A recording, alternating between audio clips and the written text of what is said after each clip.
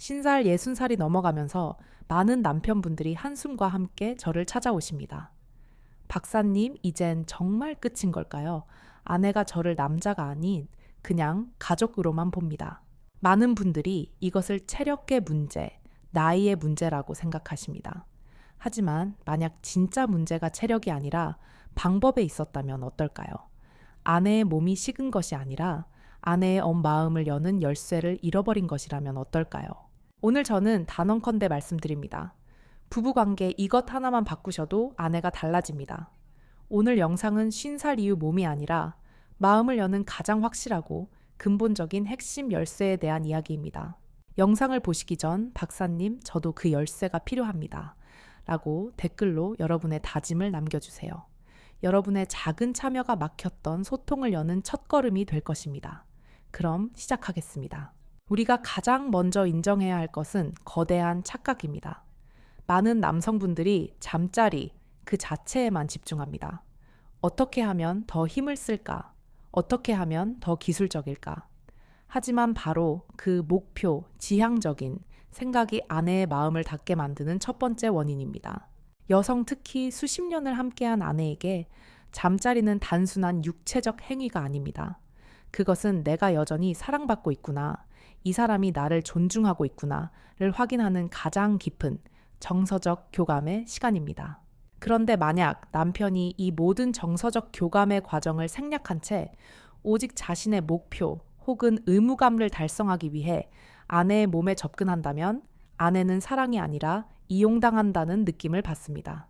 이것이 비극의 시작입니다. 아내는 남편을 사랑하지 않아서가 아니라 존중받지 못한다고 느끼기 때문에 마음의 문을 닫는 것입니다. 이것이 첫 번째 원인, 교감의 부재입니다. 두 번째 원인은 훨씬 더 현실적이고 중요합니다.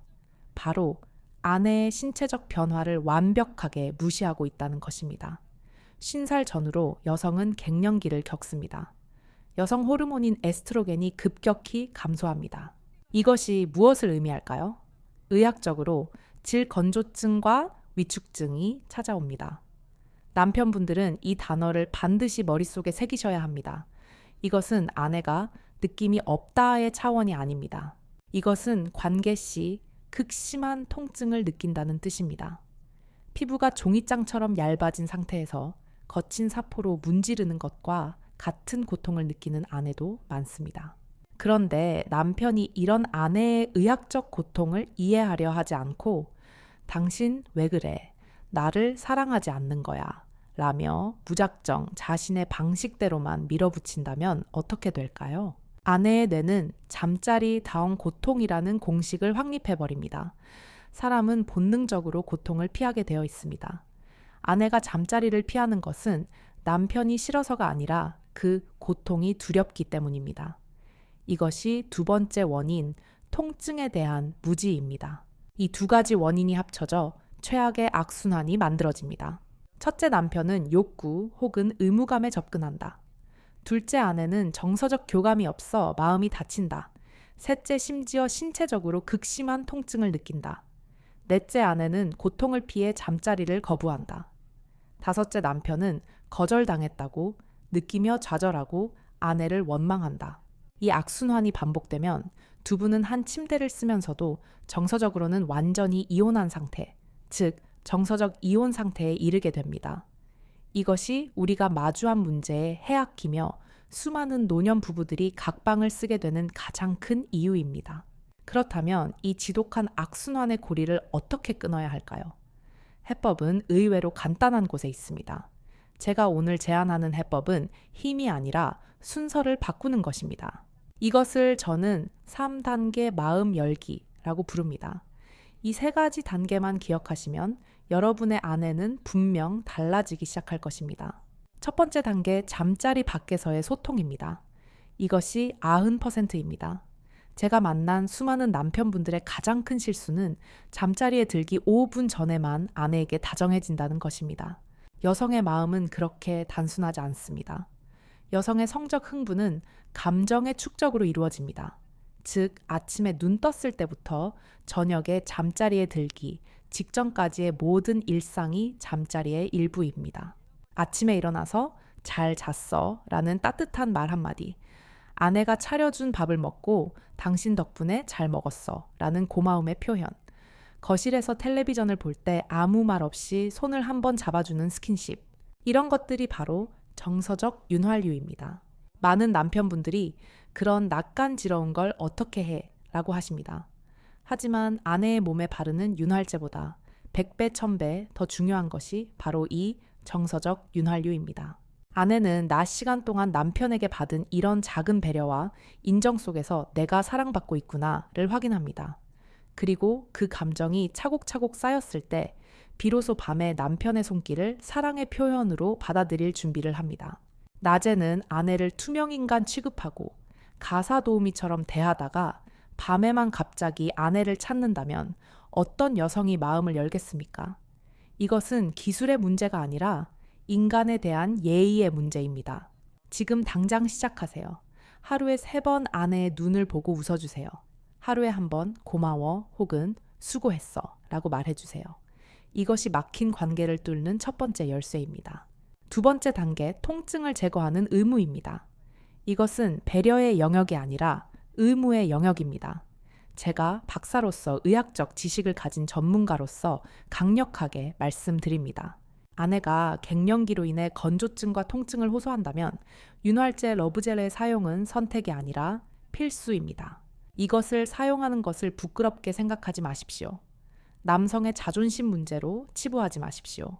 이것은 안경이 필요한 사람에게 안경을 씌워주는 것과 같고 다리가 아픈 사람에게 지팡이를 주는 것과 같은 의료적 처치의 일환입니다. 오히려 당신이 아플까봐 내가 준비했어 라고 말하며 윤활제를 먼저 챙기는 남편의 모습에서 아내는 이 사람이 내 고통을 이해하고 있구나, 나를 배려하고 있구나 라는 깊은 감동과 신뢰를 느낍니다. 이 신뢰가 바로 두 번째 문을 여는 열쇠입니다.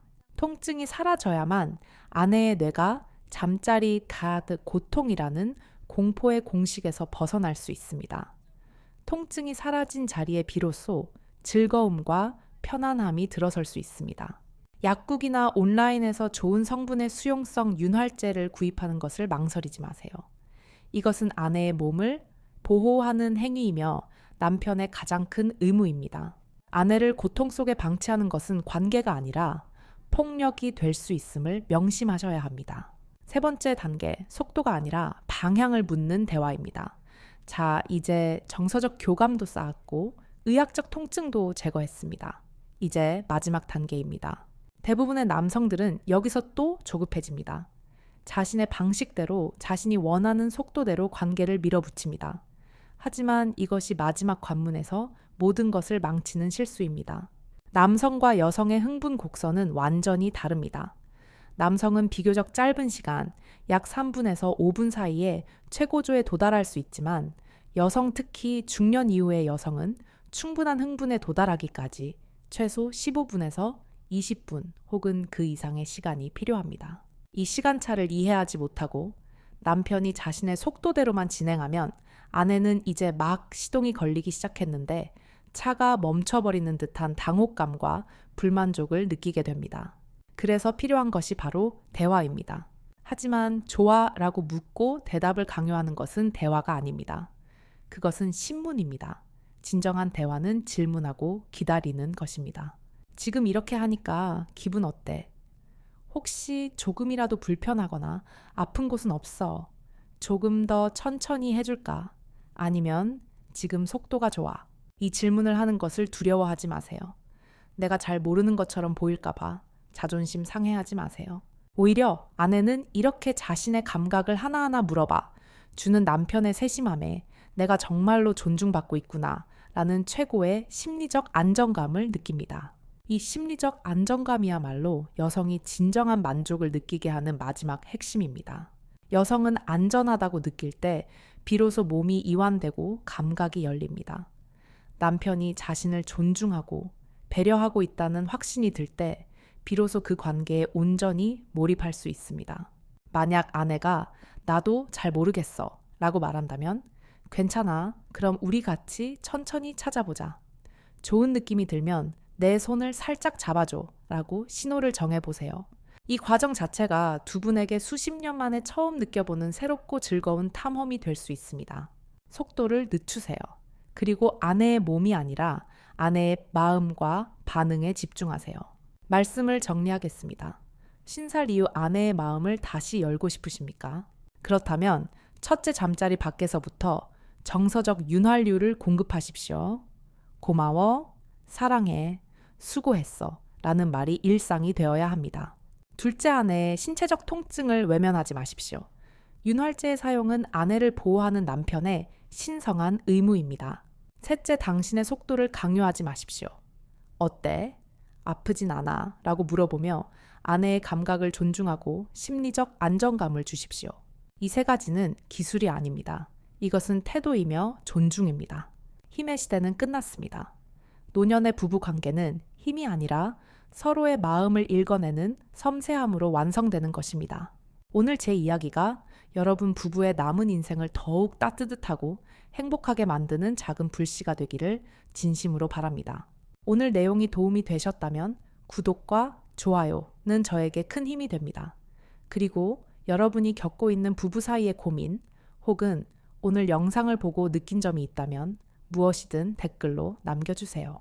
모든 댓글을 제가 직접 읽고 여러분의 행복한 노년을 위해 함께 고민하겠습니다. 지금까지 여러분의 든든한 관계 조력자 박사 김지원이었습니다. 감사합니다.